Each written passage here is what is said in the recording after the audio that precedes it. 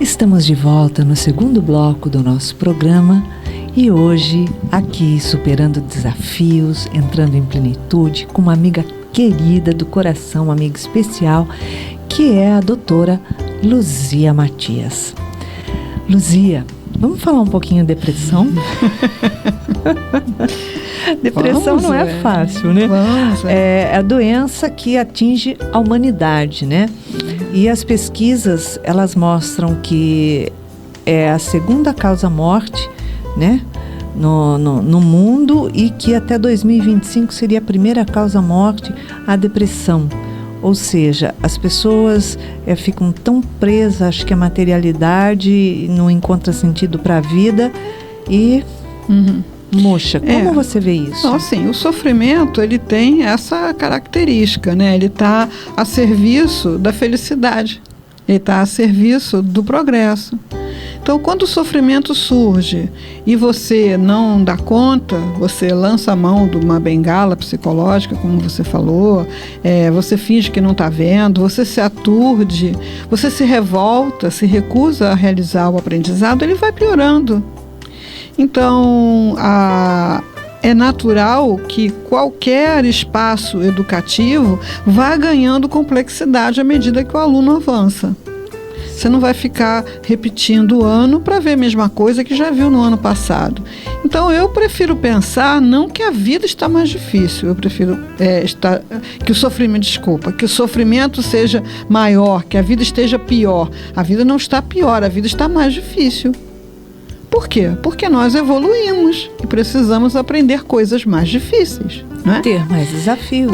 Só que os confortos, as distrações, os brinquedinhos, né, eletrônicos intermináveis, as possibilidades de diversão, de alienamento que hoje a gente tem à disposição, fizeram com que a gente meio que desse uma estacionada, né? Questões profundas que a gente deveria ter mergulhado e aprendido e amadurecido o pensamento, a própria doutrina espírita, né? Com certeza.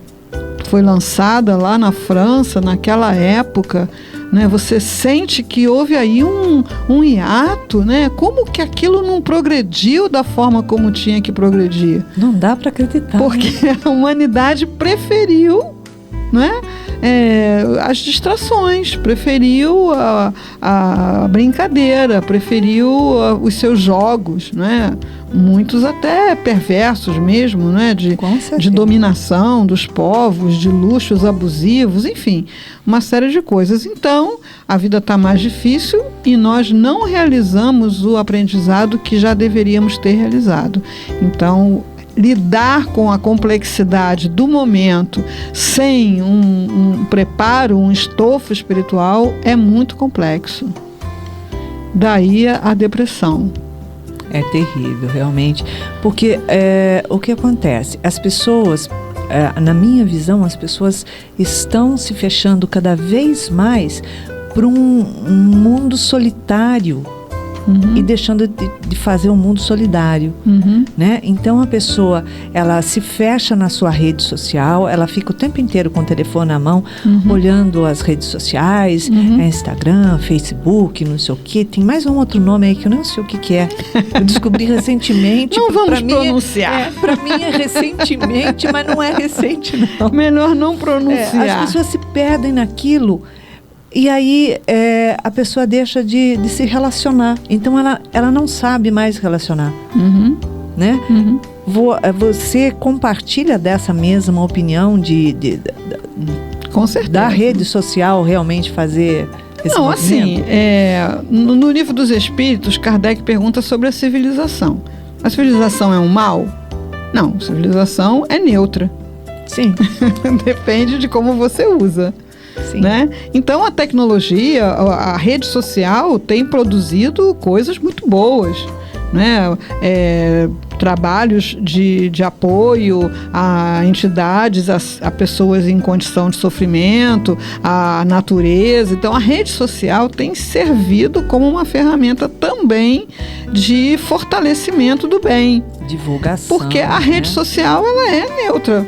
Você Sim. vai usá-la para o bem ou para o mal. Agora, essa coisa que a gente vê da pessoa viver em fotos sorridentes, né? Aquela coisa descartável que ninguém olha uma segunda vez, né? A pessoa precisar estar divulgando a sua felicidade, além de ser uma coisa patética, né? É uma poluição visual. E toma tempo para você ver. Eu tenho Facebook, mas eu quase não entro. E quando eu entro, eu fico pasma de ver. Que se eu for ler aquilo tudo, eu vou dormir 2 horas da manhã. Não, impossível. É umas coisas assim, olha, eu fiz uma viagem há pouco tempo, né? Um cruzeiro. E aí eu vi assim, a pessoa andando sozinha pelo navio. De repente ela para e ri. Pro aparelho. Né? Aí ela chega no bar, pede um drink, em vez de beber, ela segura o drink e ri. Ela sobe numa escada e bota o celular embaixo e faz uma pose. Você fica, essas pessoas estão loucas, não é uma só não. É aquele bando de pra mim, me parece uma gente louca, né? Então, no momento em que a pessoa acabou de fazer aquela pose, ela fecha a cara e... Exato. Ou então chega um familiar e dali já degringola uma situação de incompreensão, não é? De agressividade. Mas quem viu aquela foto pensa o quê? Nossa, como ela tá feliz, né? Eu estava no restaurante outro dia e o que aconteceu? Tinha um casal na frente, mas eles discutiam. Eu falei, gente, qual o prazer de sair jantar para discutir, né? Você fica procurando.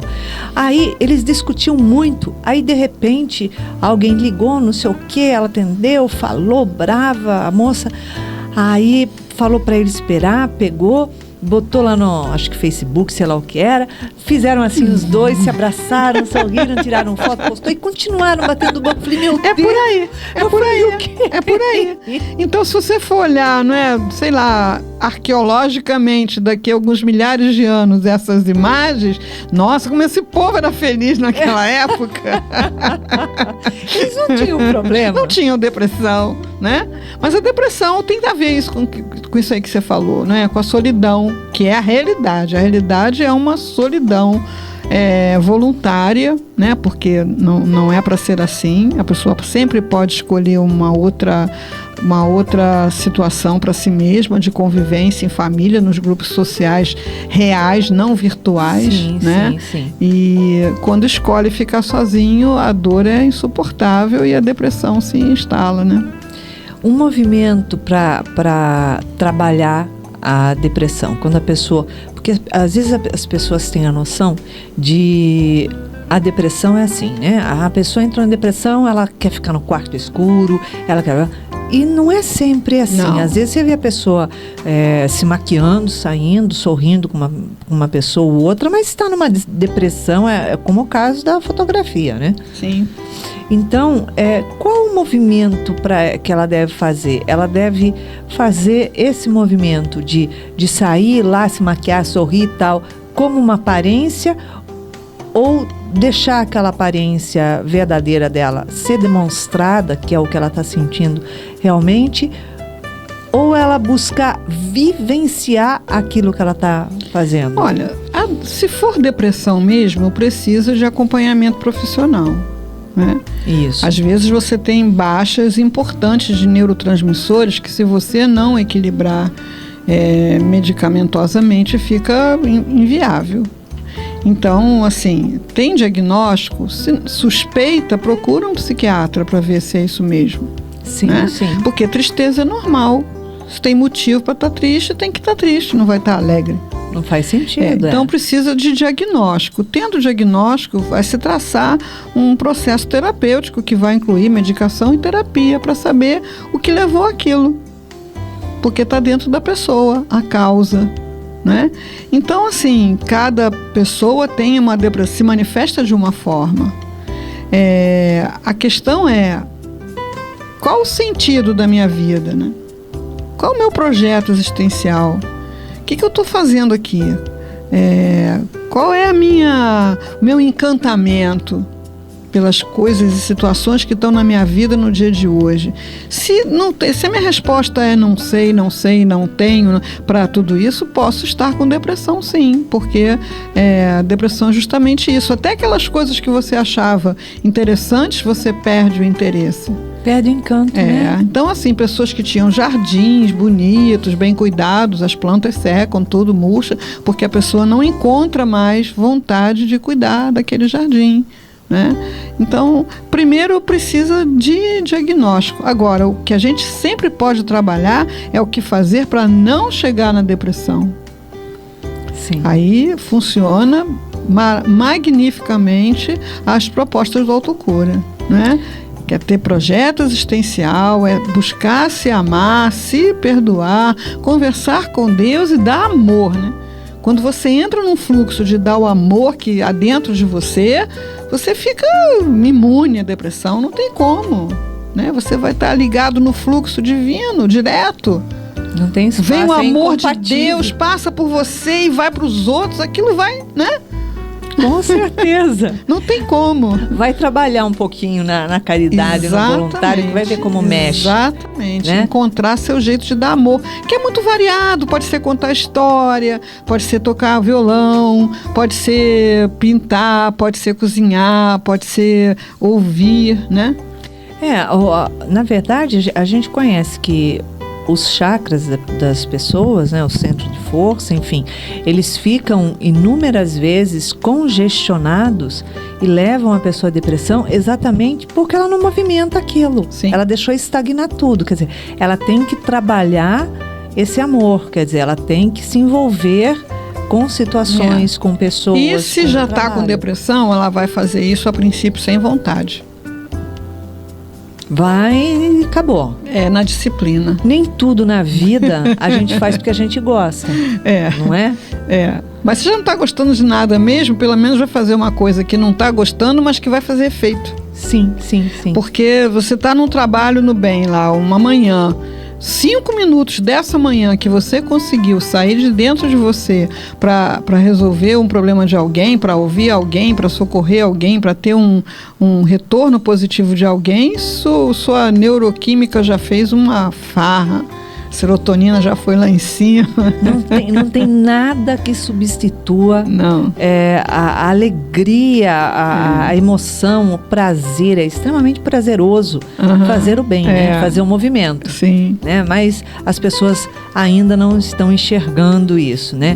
O passe, que é a doação energética, né? Magnética de fluidos, qual é para você a valorização dentro de um quadro depressivo da pessoa? Olha, como eu falei, depressão precisa de diagnóstico e precisa de atendimento médico. É fundamental. Psicológico. Sim. E o passe vai atuar como mais um recurso terapêutico, né? Então, esses acúmulos energéticos que você falou aí, o passe pode dispersá-lo, pode dispersar esses acúmulos, né? Pode fazer a energia da pessoa circular. Agora, se você não colabora com o médico, implica com remédio, não quer tomar, não sei o quê, se você não acha que não precisa de terapia, o que o psicólogo vai te dizer? Não sabe nada? Exatamente. Vai te dizer o quê? Né? Ou então você vai lá, senta para tomar o passe, depois sai dizendo que a casa é fraca. Porque você não aceitou. Porque tem todo um trabalho que é seu, que você tem que fazer. Cada um tem a sua parte. Né? E a principal é a do doente. A gente fala na Autocura que a gente é o chefe da equipe, né? Então, todo mundo está lá trabalhando na sua área de conhecimento, na sua área de atuação, mas o chefe é que vai dizer se aquela equipe vai ser bem sucedida ou não. O melhor médico do mundo não vai resolver o problema nem da pressão alta de uma pessoa, se ela não controlar o sal, se ela não tomar o remédio na hora certa, se ela evitar o estresse desnecessário. Ele não vai conseguir, ele vai passar um remédio de ponta de última geração, caríssimo, fruto de não sei quantas pesquisas, mas vai esbarrar. Tudo que ela toma. Vai esbarrar ali na pessoa, né? É muito interessante. A pessoa que passa pela depressão, ela tem uma certa resistência aí a um psiquiatra, ou um preconceito até, né? Que eu acho cultural, absurdo, porque isso é uma coisa como qualquer outra. Né? Então, estamos mudando, né, esse paradigma, né? Mas é complicado. Tem que ter e acompanhamento, e toma um antidepressivo, alguma coisa que é para ajudar, dar aquele levante para ela fazer o movimento. Sim. Né? Sim. É a força que ela precisa ali, a válvula que vai levantar. Quando a pessoa é uma pessoa que não tem fé, é uma pessoa extremamente materialista, né? O ateu, que eu gosto de chamar ele de à toa, né? Porque quando a coisa aperta, ele deixa de ser ateu. A gente já percebeu isso. Então, a pessoa é ateu por conveniência, né? A maioria é isso que a gente entende, né? Então, quando a coisa aperta, ela caminha. Não, e assim, a gente está num processo, né, de relacionamento com a divindade que vem passando por vários estágios. E no estágio atual de desenvolvimento intelectual que a humanidade está, as figuras de Deus disponíveis pelas religiões são inaceitáveis pela razão. Por isso a doutrina espírita deixa essa questão muito aberta. Né? Que é Deus, né? Deus é a inteligência suprema. Então, assim, você acredita que o universo é burro? Como? Você acredita que o universo que não há inteligência no universo? Então, precisa ser muito crente. Porque a inteligência vai se manifestando e desdobrando a sua magnitude diante dos olhos da ciência, dos pesquisadores. Agora, então, se Deus não é o velhinho barbudo, né? Se Deus não é a mãe sagrada, se Deus não é aquela figura com tromba de elefante, então quem é Deus, né? Estamos em processo. O fundamental é a gente ter a convicção e trabalhar essa convicção de que a inteligência, que já é conhecida pela ciência, nos dias de hoje, já nos dá a garantia, a certeza de que o universo não está matroca, não está abandonado aos acasos de explosões, de partículas. Existe lei em tudo. E lei extremamente inteligente que a gente aos pouquinhos vai conseguindo revelar. Então, um ateu muito conhecido e muito prestigiado, que é o Drauzio Varela, né? Eu vi ele falando que ele não pode acreditar num Deus que tem uma varinha de condão e que diz acontece isso, acontece aquilo. Eu vi ele falando isso, eu disse, nem eu, meu amigo. É verdade, isso eu concordo com ele. Nem eu concordo com Mas ele. você vê que é uma pessoa, né, que tem um espírito, que tem uma evolução moral visível, né, uma pessoa bondosa, né? Você vê que é uma pessoa inteligente, uma pessoa lúcida, só que ela parou de pensar em Deus, acho que é umas 10 reencarnações atrás, porque ela... Pois é, aí... Né? Então, se você não para pensar, se você não medita, não reflete, realmente você fica se debatendo com uma imagem de Deus que já não é mais necessário que se tenha. Né? Porque o que acontece? As pessoas têm que buscar provar alguma coisa. Só que a pessoa que é ateu, ele não consegue explicar inúmeras coisas. Sim. Que nós, dentro do Espiritismo, explicamos, né? O Espiritismo tá aberto aí para tudo que é da ciência. Tanto que, Sim. Né? A gente gosta, inclusive, muito de falar sobre isso, sobre essa ciência, porque é a comprovação, né? E como, então, acreditar em algo que você saiu do nada, vai para o nada e do nada ficou? Então, quer dizer, tá estudando para ser médico, para fazer isso, para fazer aquilo, para o nada também não tem... Pois cria um conflito íntimo que é incompatível com a felicidade. Os espíritos falam, né, que a felicidade depende de posse do necessário, fé no futuro, consciência tranquila, né? Sim. Então, sem fé no futuro não há felicidade possível. É uma questão de se colocar num lugar de sofrimento e passível de deprimir, né? Agora, dentro desse vazio, no contexto que está acontecendo hoje, a gente sabe que está passando por uma renovação, uma mudança planetária muito grande, né? Tá aí acontecendo o mundo de provas e expiações para o mundo de regeneração. Eu ia falar de evolução, é uma evolução, né? Essa regeneração toda, ela já está acontecendo, mas as pessoas estão tendo, acho que, dificuldade de acreditar que essa mudança ocorre de dentro para fora, né? Então, eu acho que fica difícil as pessoas trabalharem. Então, você vê a situação do país, a situação econômica mundial, tudo está tendo uma mexida para a pessoa sair da zona de conforto, não é isso? É isso, está ficando mais difícil. Né? Eu não chamo nem de mais difícil, eu falo que é mais trabalhoso. O jogo não é assim, mas, assim, conforme você vai conseguindo. Mas se o aluno está numa série mais avançada, ele vai achar aqueles conhecimentos difíceis, mas ele foi colocado ali porque ele dá conta. Então, se um professor do mundo, da Terra, não coloca um aluno numa série onde ele não tem condição de aprender aquilo que está ali, porque a inteligência que rege o universo faria isso. Então, está difícil, mas nós damos conta. Nós temos já conquistas intelectuais e morais para dar conta. E vai ser nesse trabalho de dar conta dessa complexidade que a gente vai dar um salto quântico, né? É a mudança de dentro para fora, né? Que tem que acontecer, porque senão não adianta. Porque todo mundo procura mudar o outro. O outro sempre está errado. Isso foi o início da nossa conversa, né? A gente está justamente na era de começar a buscar as causas dentro de nós. Sim. Vamos abrir esses corações para modificar, né? Esse movimento, para que ele haja realmente, seja um movimento interno, né? A gente fala que em todos os setores, em todas as condições sociais, culturais, tem que haver um movimento. Então, aí as pessoas falam assim, né? O país mais desenvolvido, a Europa, na Europa já não faz isso, na Europa não faz aquilo. Quando você vai na Europa, você não faz. Por que você não faz isso dentro do seu país? Sim. Né?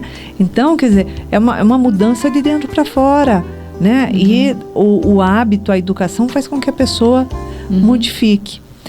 O que você acha dessa mudança, dessa angústia da mudança que as pessoas estão vivenciando na atualidade, de preocupação se vai para a regeneração ou se vai ficar aqui? Porque eu tenho ouvido cada coisa. Isso é papo para guia, menino. São eles que resolvem. A gente vai ser colocado onde for melhor para a gente. Tem que confiar nisso. Se for melhor para a gente ficar, ficaremos. Se for melhor para a gente ir para outro lugar, iremos. Melhor ou pior, pode ser melhor ou pior na aparência, mas para nós, para os nossos espíritos, é o que será de melhor. É isso aí. E nós estamos chegando ao final do programa. E eu convido você a deixar uma mensagem para os nossos amigos, nossos ouvintes, nossos telespectadores. A mensagem que eu quero deixar é que, a partir dessa conversa, aqueles que ainda não se aproximaram da obra de Joana de Ângeles, que o façam, como a gente começou a fazer aqui. Comecem a mudar a pergunta. Por que o outro faz isso? Para a pergunta: o que em mim responde pelo que eu sinto em relação ao que ele faz? O que em mim responde pelo sofrimento no qual eu me acho? Em mim. Né? Começa a fazer esse processo. Busque ajuda se precisar. As casas espíritas estão aí, os atendimentos fraternos, né? Os profissionais da área, os espíritos amigos. Pergunte para Deus, coloca seu problema para Deus, pergunta para Ele: como é que eu resolvo isso? Dá um silêncio para ver a resposta. Enfim, vamos trabalhar, estamos juntos, estamos de mão dadas, e que esse canal que foi aberto aqui pelo Seja, que essa porta de luz possa permanecer aberta, iluminando os corações por muito tempo. Obrigada, Luzia, obrigada pelo carinho, pela presença.